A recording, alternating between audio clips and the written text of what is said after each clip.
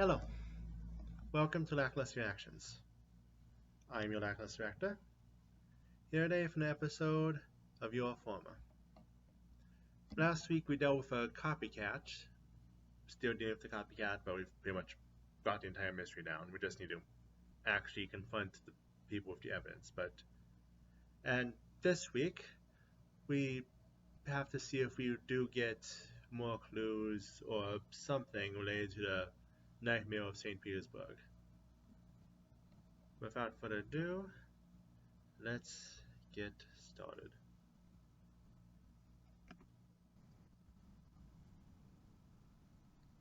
So, I'm going to assume it's the regular this and then the opening. So I'll just get started. So, as I said, we last week was the copycat, but we pretty much got it nailed down. It's related to the mother of the dead detective, and it's a person she was communicating with and made the. I can't remember what it actually is. Anyway, power of attorney, I think it was. Anyway, so enough that he was able to get his hands on a robot copy of the son's personality so he could send the phone calls, as well as. That's perfect. We'll see if we can get through it. The I think I've isolated that the problem for some reason is that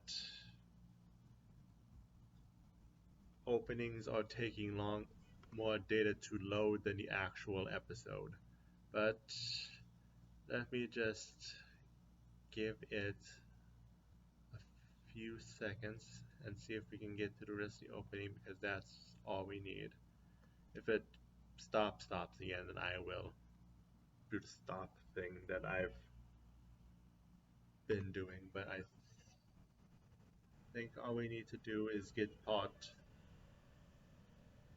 past this part. But anyway, but knowing who the copycat isn't going to help us any with the actual mystery of the nightmare, since there's no reason the copycat would know anything about the nightmare, considering their entire.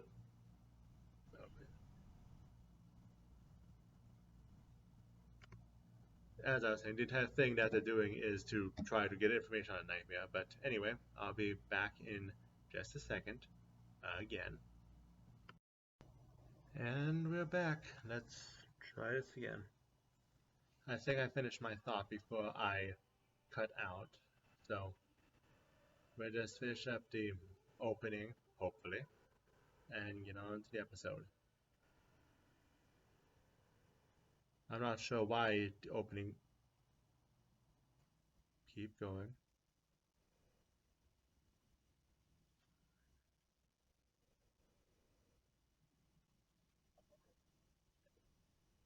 And now that it's got past it, it's not going to buff again, because that's what's been happening with my normal watching. See, it's already stopped buffering. I'm not sure why openings buffer.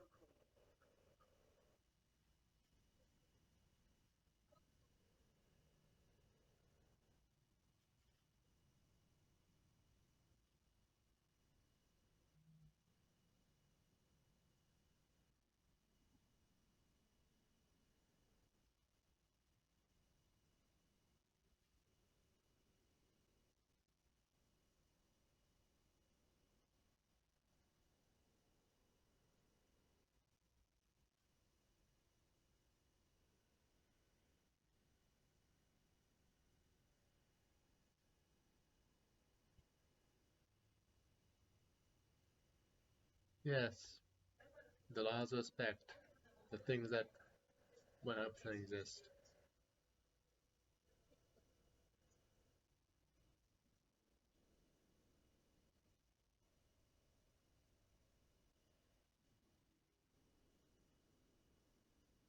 At least in this case, it's used as a convenient excuse to pawn off another agency. So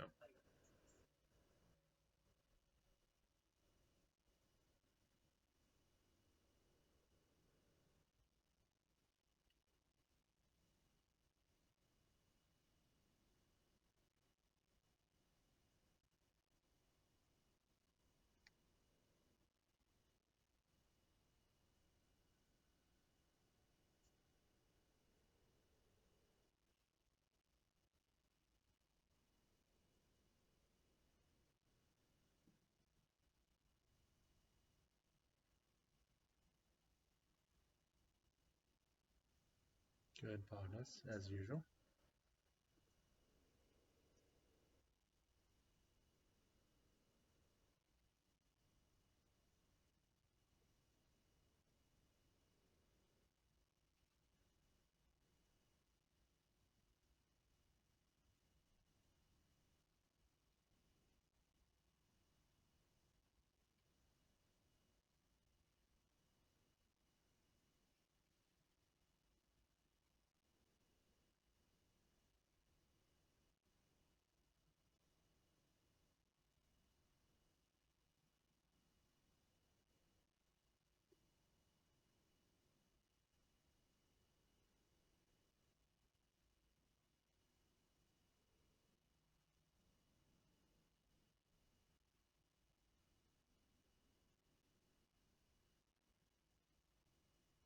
I don't like this.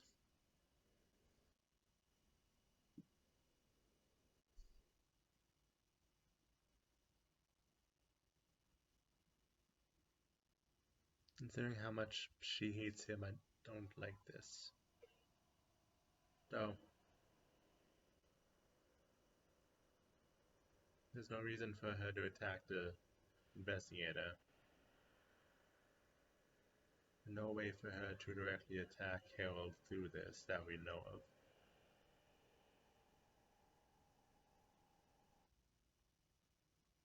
Oh, hmm.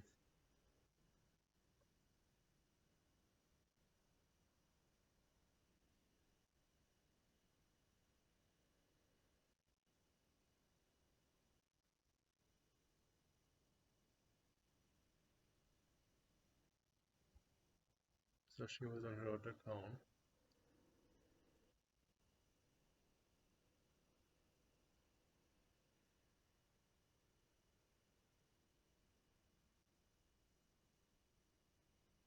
Did you say that? That sounds like a slippery slope to me.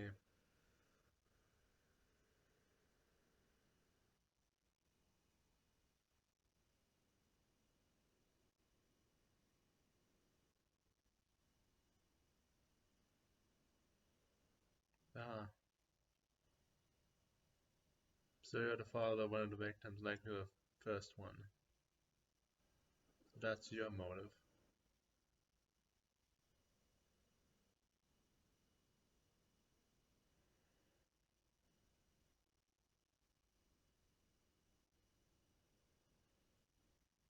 And then he took it for his own purposes.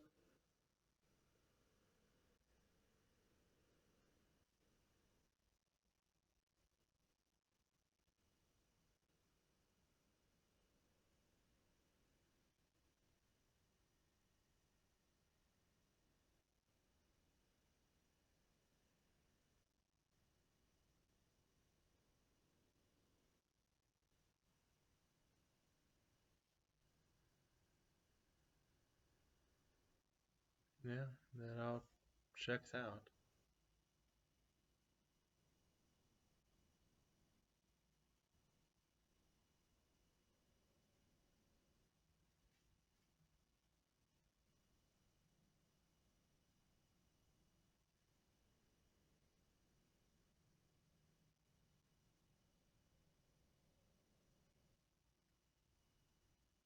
At the timing is unlikely of anyone else.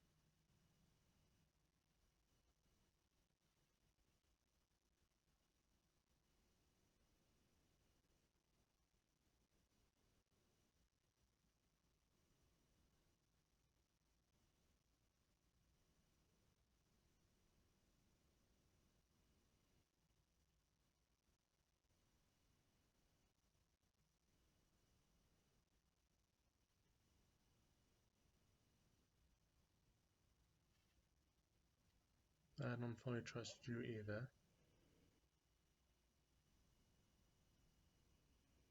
I've already got a lead. Well, that you could very well be the copycat. Yeah.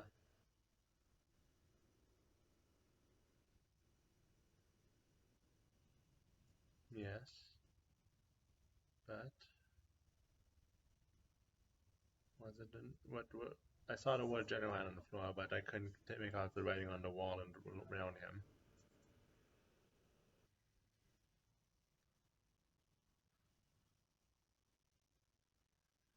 Was it just genuine?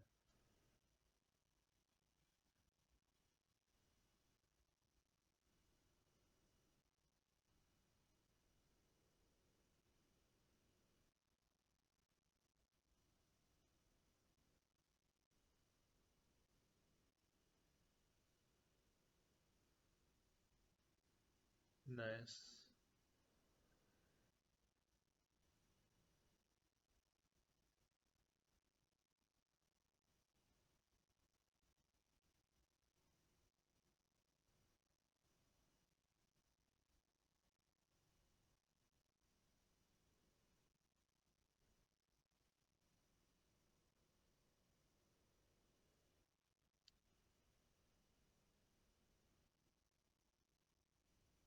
I did the real killer track him down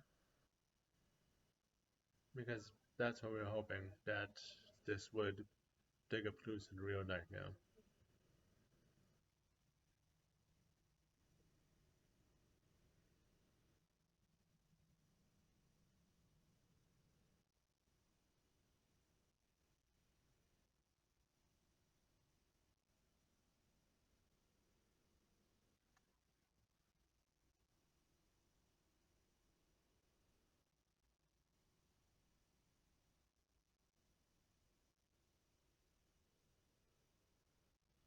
And that's a mistake.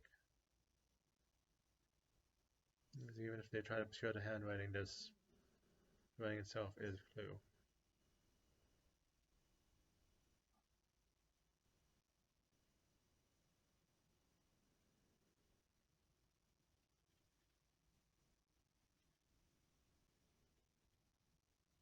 Hmm.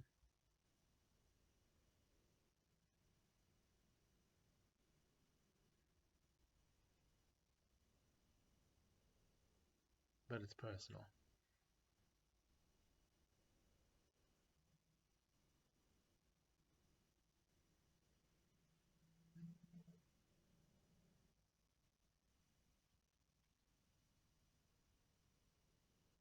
That's exactly why.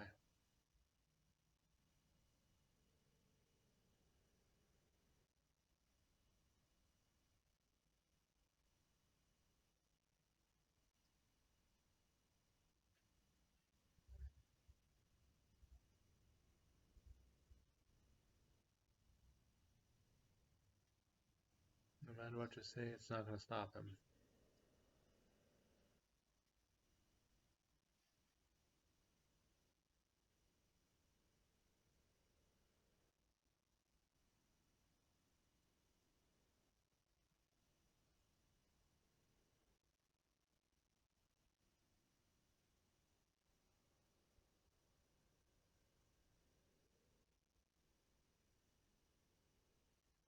That's the problem.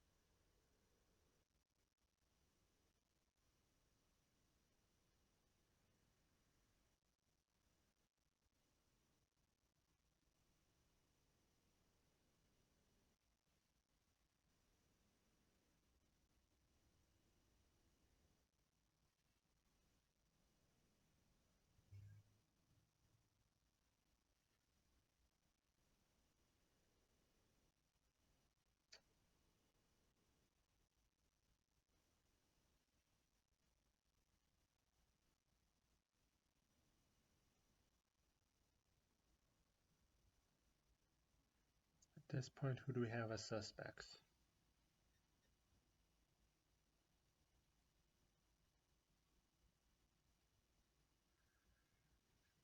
Let me rephrase that again. Who do we have for suspects who isn't the brother?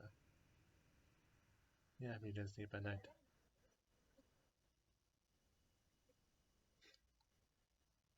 Welcome to the north. Yeah, hello, Becca.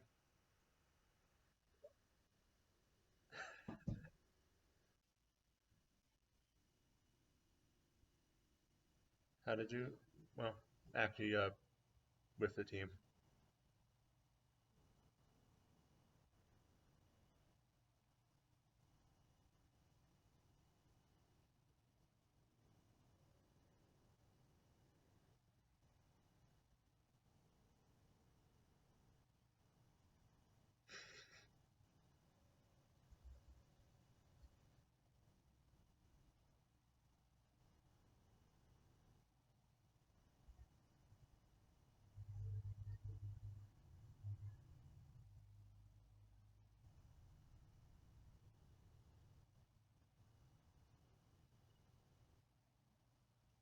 In that case, I kind of dead end.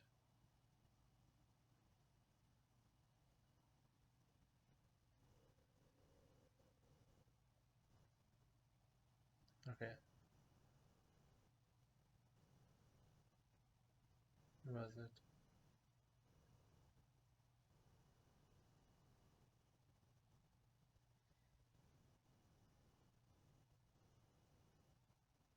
So two suspects. We have the brother, and then we have the one cleanup of the crime scenes. Again, okay.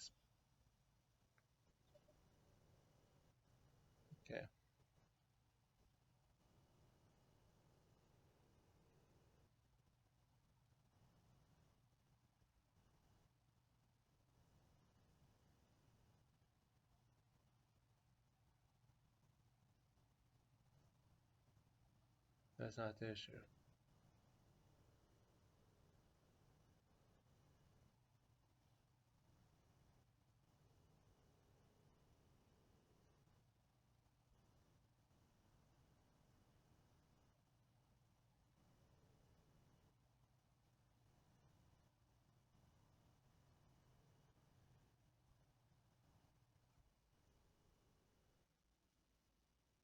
Or is the nightmare, but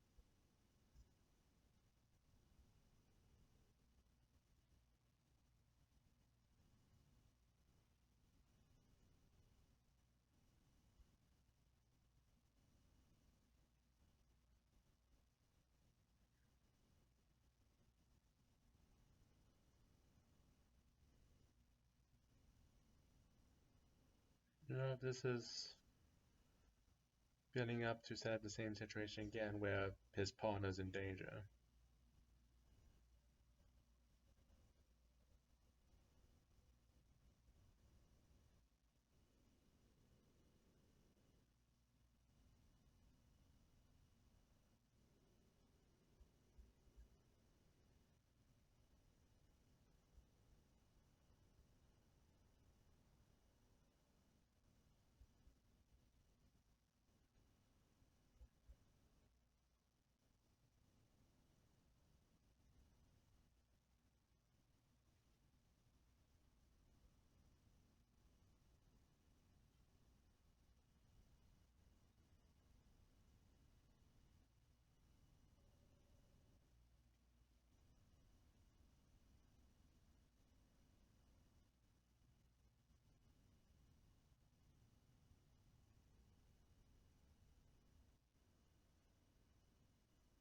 This is a trap.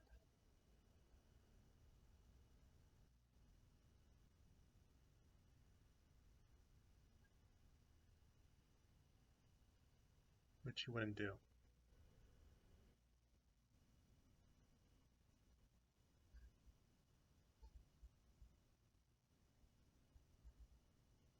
Yeah. Now you call Harold because you know it's a trap.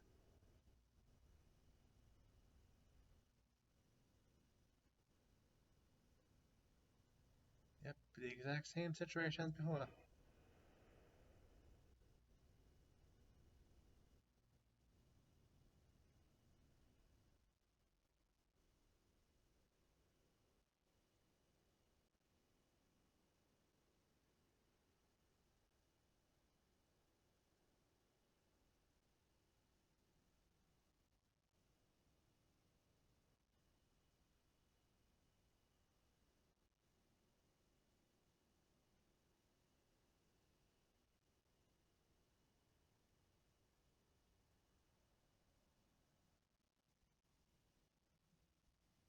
Yeah, that had a trap written all over it. The question is how he did get a copy of the voice.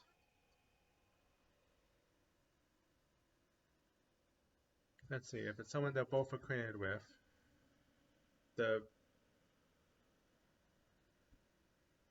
is it related to the company then?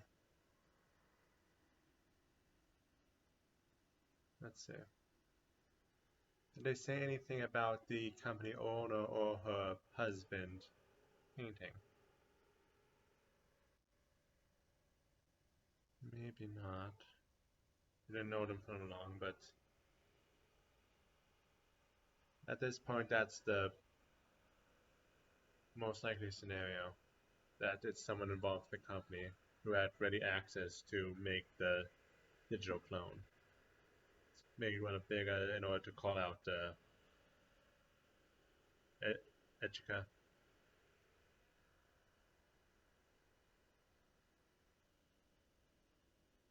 But again, we also have Nikolai himself as a suspect. And I'm still haven't excluded the cleaner of the crime scenes from the suspect list yet. So, three possibilities, and I'm not 100% sure which one it is. Though again, am suspicious of Nikolai. Though again, how he would get the fake bigger is in question. No, for Echika, she should be small enough by now to know that was a trap, but should have at least sent Harold a quick message about where she was going to meet Bigger, since now he wasn't going to send her instead of himself. That's not how he operates, and she should have known that. But anyway, that's it for this week's episode. Thank you everyone who came and stopped by and watched this episode with me. I hope you have a good week, and I look forward to next week's episode. And hope some of you stop by to watch it with me as well. Until then, take care.